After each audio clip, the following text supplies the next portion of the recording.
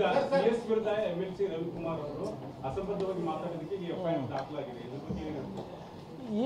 ನೋಡಿ, ಮೂಲತಃ ರವಿಕುಮಾರ್ ಅವರು BJP ಅವರಲ್ಲ, ಶಾಖೆಯಿಂದ ಬಂದಂಥ ವ್ಯಕ್ತಿ. ಯಾವ ಶಾಖೆ? RSS.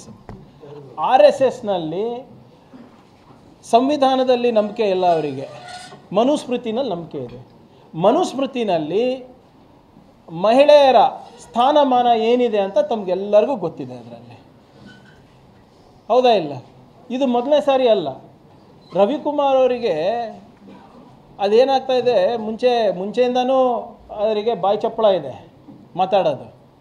ಕಲಬುರಗಿಗೆ ಬಂದು ಇಲ್ಲದ ಸಲ್ಲದ ಆರೋಪ ನಮ್ಮ ಮೇಲೆ ಮಾಡಿದ್ರು.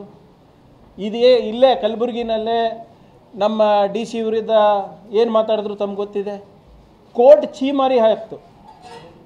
ಇನ್ನೂ ಅವರು ಕ್ಷಮೆ ಕೇಳಿಲ್ಲ. ನೀವು ಕ್ಷಮೆ ಕೇಳಿಬಿಟ್ಟು ಬನ್ನಿ ನಮ್ಮ ಹತ್ರ ಅಂತ ಹೇಳಿದ್ರು ಕೂಡ ಇನ್ನೂ ಕ್ಷಮೆ ಕೇಳಿಲ್ಲ ಅವರು.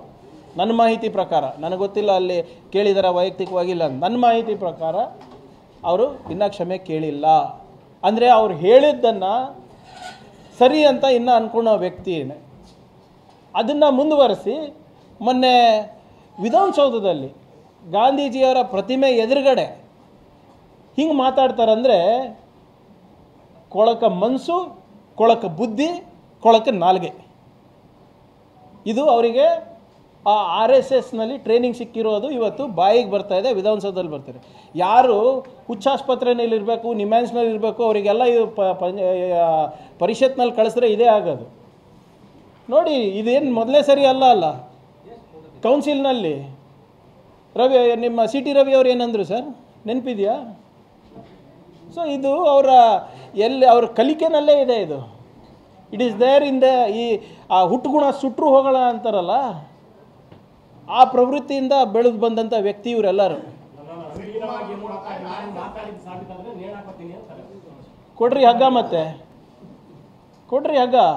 ಸಾಬೀತಾದರೆ ಏನಿದೆ, ವಿಡಿಯೋ ಇದೆ, ನೋಡಿದ್ದೀರಲ್ಲ ತಾವೆಲ್ಲರೂ. ನಿಮ್ಮ ಮಾತಿನ ಅರ್ಥ ಏನಿದೆ, ಏನು ಅರ್ಥ ಇದೆ, ಸಮರ್ಥನೆ ಮಾಡ್ಕೋತಾ ಇದ್ದಾರಲ್ಲ, ನಾಚಿಕೆ ಬರಬೇಕು. ಮಾತಿನ ಅರ್ಥ ಏನಿದೆ?